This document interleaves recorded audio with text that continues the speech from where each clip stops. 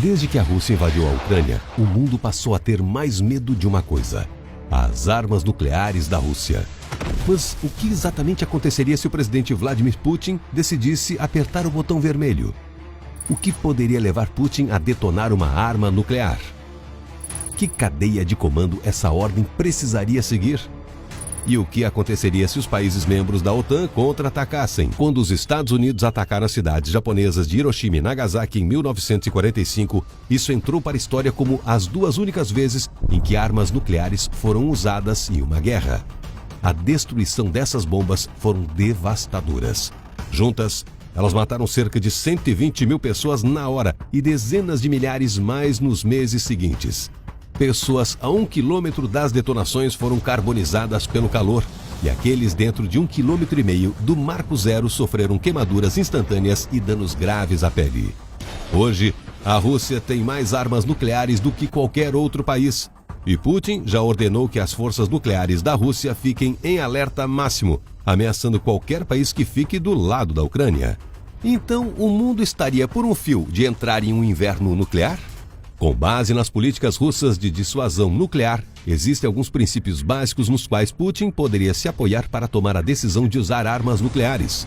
Uma das razões para validar esse lançamento poderia ser o fato de ter mísseis balísticos apontados para a Rússia e seus aliados. Outro motivo poderia ser qualquer ataque a instalações governamentais ou militares que prejudicassem a capacidade de resposta da força nuclear russa. Finalmente, e talvez a mais preocupante das razões, é o uso de armas convencionais contra a Rússia, que o país percebe como uma ameaça direta à sua existência. Isso significa que a Rússia poderia lançar armas nucleares se algum membro da Organização do Tratado do Atlântico Norte, ou OTAN, intervisse diretamente na guerra na Ucrânia. E é esse um dos argumentos que levou muitos líderes ocidentais à conclusão de que há um limite ao quão longe eles iriam para ajudar a Ucrânia. Mas se isso acontecesse, tudo começaria com Putin e uma pequena maleta que ele mantém por perto o tempo todo. Ela é conhecida como Shaget e conectaria o ditador à rede de comando das forças nucleares da Rússia. Putin não apenas apertaria um grande botão vermelho para dar a ordem de lançamento. Em vez disso, ele transmitiria as ordens ao Estado-Maior das Forças Armadas, que é o Comando Militar Central. Então ele lançaria mísseis nucleares enviando códigos de autorização aos comandantes de armas. Ou, caso os postos de comando fossem destruídos, eles poderiam contorná-los usando um sistema de backup chamado Perimeter.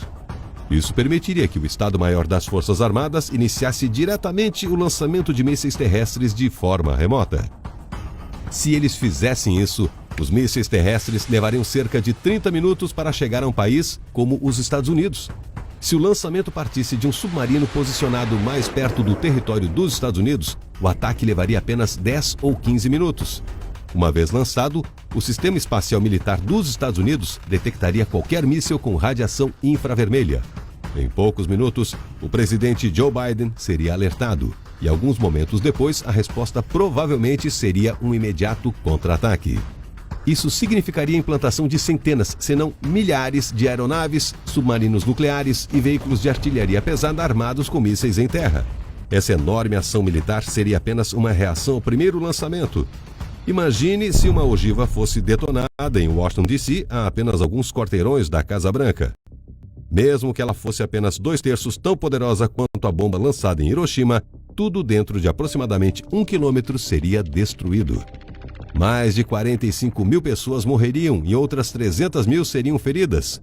Quem estivesse em um raio de 8 quilômetros ficaria temporariamente cego pelo esmagador flash de luz da explosão. Pessoas a até 30 quilômetros de distância da explosão seriam envolvidas por uma mistura de poeira, detritos e subprodutos mortais da radiação. Esta é uma prévia terrível dos efeitos devastadores que qualquer nova escalada do conflito poderia ter em todo o mundo, não apenas na América do Norte. Se a Rússia e os Estados Unidos detonassem por completo seu arsenal de armas nucleares, em 2 semanas, o planeta inteiro ficaria coberto com um manto de fuligem. Essa fumaça bloquearia a luz solar e baixaria as temperaturas para abaixo de zero, mesmo nos meses de verão, e poderia levar 10 anos para se dissipar. A tensão de uma guerra nuclear é aterrorizante, mas nem tudo está perdido. O exército da Rússia era considerado um dos mais poderosos do mundo. Mas a invasão da Ucrânia revelou que eles podem estar mais despreparados, mal treinados e com menos equipamento do que o esperado.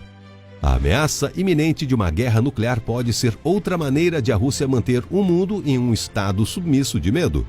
Putin pode até ser instável, mas com certeza não é a única pessoa envolvida no lançamento de armas nucleares. Além disso, uma guerra nuclear não é um jogo. Se você começasse um ataque nuclear, saberia que terá garantido também sua própria morte.